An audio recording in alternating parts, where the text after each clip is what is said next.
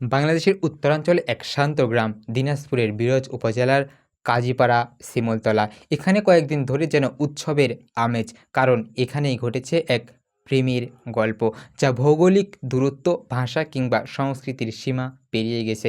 এই গল্পের নায়িকা গ্রামের এক তরুণী সুরভি আক্তার, আর নায়ক চীনের জিয়াংসু প্রদেশের যুবক ইয়াং সাও সাং। গল্পের শুরু হয় প্রায় ১ বছর আগে। একদিন ভার্চুয়াল জগতে হ্যালোটক নামে একটি অ্যাপে একে অপরের সঙ্গে পরিচিত হন তারা। সুরভির স্থানীয় এক পরিবার বড় মেয়ে।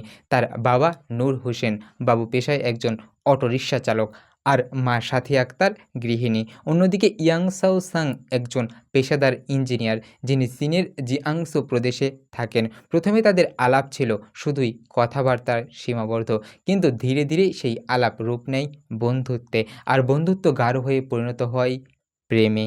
অনলাইন শুরু হওয়া সেই ভালোবাসা একসময় বাস্তবে রূপ নিতে শুরু করে।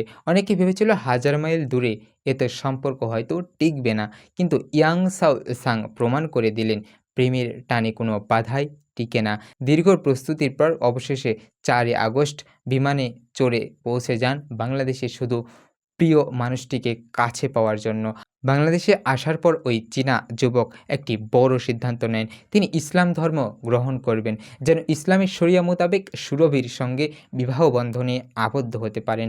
সব রীতিনীতি মেনে পরিবারের উপস্থিতিতে তারা বিয়ে করেন। এরপর ১০ই আগস্ট রোববার ইয়াং সাও সাং চলে আসেন সুরভির গ্রামে, যেখানে পুরো এলাকা জুড়ে ছড়িয়ে পড়ে এক ধরনের উত্তেজনা ও কৌতূহল।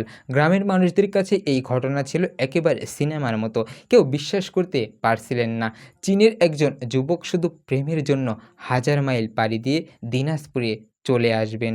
ছোট বোন রিয়া আক্তার আনন্দে বললেন, আমার দুলাভাই চীনের মানুষ, এটা আমাদের জন্য অত্যন্ত গর্বের। আমরা ট্রান্সলেট অ্যাপ দিয়ে কথা বলি, আর পুরো পরিবার খুশিতেই আছে।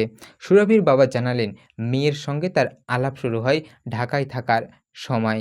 আমি নিজের হাতে গাজীপুর থেকে তাকে দিনাজপুরে এনেছি। এখন মেয়ের মুখে যে হাসি দেখছি, সেটাই আমার সবচেয়ে বড় শান্তি। স্থানীয় বাসিন্দারা বিষয়টিকে অনেক গর্বের বলে মনে করেছেন। কেউ কেউ বলেছেন, এতদিন টিভিতে বিদেশি ছেলে মেয়ের প্রেমের গল্প দেখেছি, কিন্তু এখন আমাদের গ্রামে এমন ঘটনা ঘটেছে, দূর দূরান্ত থেকে শত শত মানুষ এসে তাদের দেখে যাচ্ছেন, কথা বলছেন, ছবিও তুলছেন। অবশ্য ভাষার সমস্যা আছে। ইয়াং সাও সাং বাংলা বোঝেন না, আবার গ্রামবাসী চীনা ভাষা বুঝেন না, তাই যোগাযোগের জন্য ভরসা একমাত্র মোবাইলের ট্রান্সলেট অ্যাপ। তবুও হাসি আর অভিব্যক্তি তাদের আসল ভাষা হয়ে উঠেছে। এখন সামাজিক যোগাযোগ মাধ্যমে এই আন্তর্জাতিক প্রেমের গল্প ভাইরাল হয়ে গেছে। মানুষ বলছে, এটা শুধু একটি প্রেমের গল্প নয়, এটি বরং ভালোবাসার সীমানা মানে না, তার জীবন্ত এক উদাহরণ।